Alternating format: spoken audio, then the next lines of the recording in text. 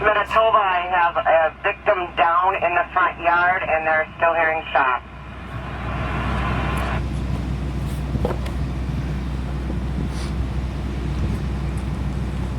Good evening. My name is Captain Larsen. I'm with the Kenosha Police Department. I'd like to thank you all for coming tonight. I spoke with Ms. Lakovich about tonight and was informed that the topic would be generally ways to prevent harm to officers. I hung up the phone with her, and I was a little anxious because really, is there a way for the public to help officers and prevent harm? Because we really don't want people interceding and getting in on our fights and things like that, because we don't want you getting hurt. I did a little research.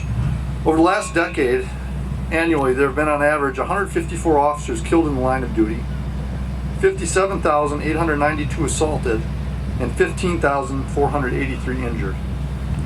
Law enforcement as an occupational category ranks number one in job-related injuries and illness. What does that mean? To put it into perspective, the Kenosha Police Department, which has approximately 200 people, we have 4 officers on the memorial. That would be Antonio Pingatore, Gary Frey, Donald Murphy, and Drew Bouillet. Officer Pingatore was killed while attempting to arrest suspects who had dynamited a vault back in 1919. Detective Murphy died of a heart attack while on duty. Officer Frey was killed during a diving accident. And Officer Bouillet died of a heart attack following a domestic disturbance.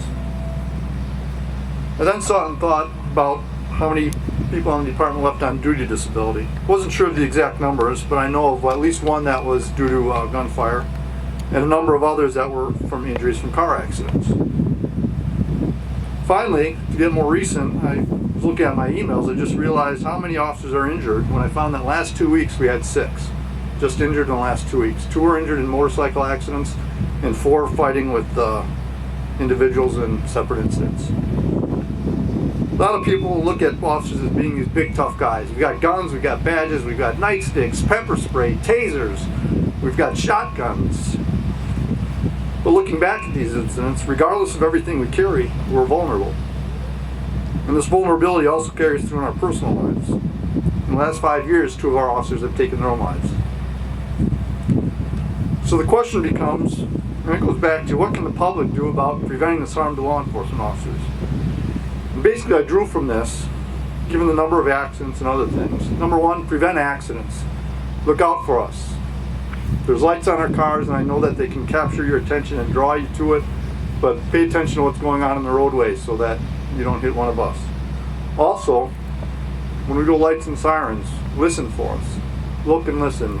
Quite often we overdrive the sirens and we'll be there before you even know it, so be careful. Prevent crime. If crime isn't happening, then we're not going to get hurt. It's a big thing to ask, but even the simplest things such as locking doors, locking your car doors, even being a guardian over your neighborhood, watching what's going on in your neighborhood, calling in other criminals for us. Preventing crime will go a long way. And finally, the last thing is policing can be a thankless job, and stress is a lot of times caused by little things, picking away. And quite often when we deal with people, it's on the worst day of their life, or they're having a bad day. People don't call us to say hi and just want to have a chit chat. Exactly. Usually it's for something bad. They've been assaulted, they've been in a car accident. It's just they're having a bad day. So if you're having a good day, thank an officer, because they might be having a bad day. So I want to thank you all for coming. This is showing the support that the community has for the police department, for the fire department. So thank you.